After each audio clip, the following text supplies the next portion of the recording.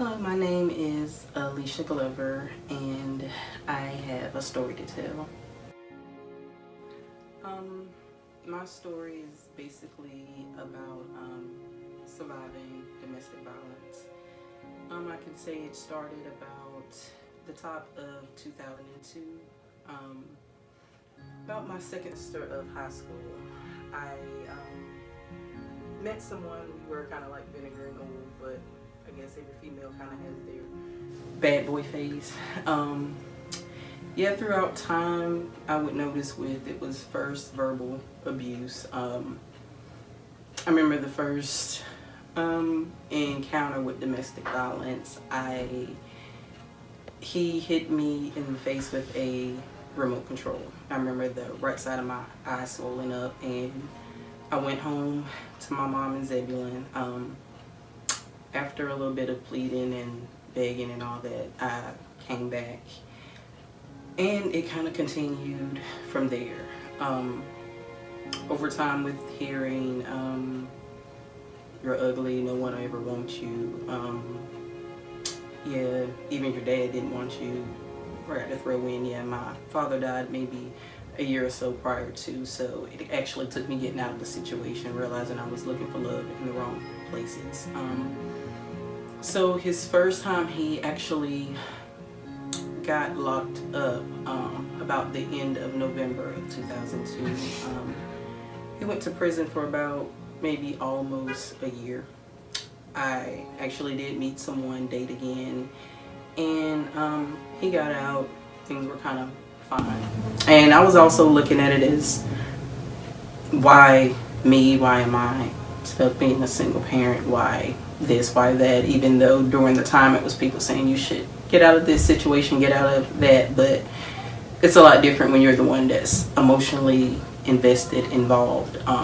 You hear it, you know it, but it's hard. And yes, when my son was a baby, I took him to prison to see him some, only while he was in his months.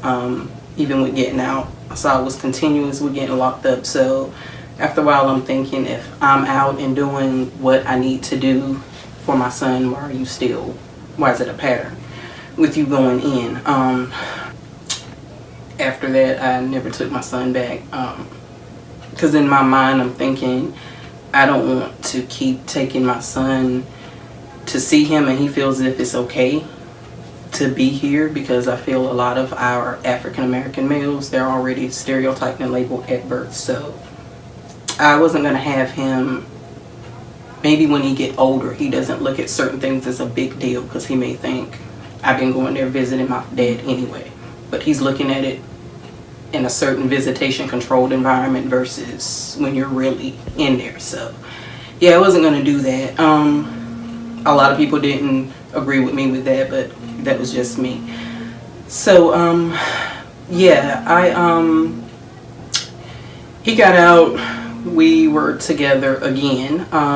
In between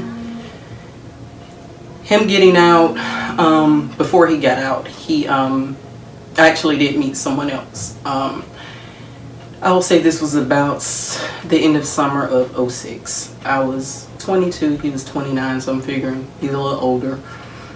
But I also did meet him in the club. Not that there's nothing wrong with that, but it was just more of an infatuation thing, more so at the time.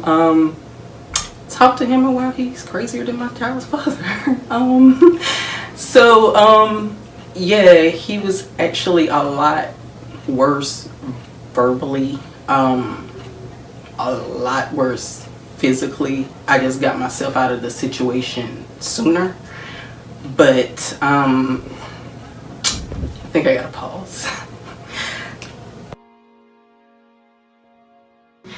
There is a way out. When you're in it, it's like you don't see it at all. Like, you really don't. But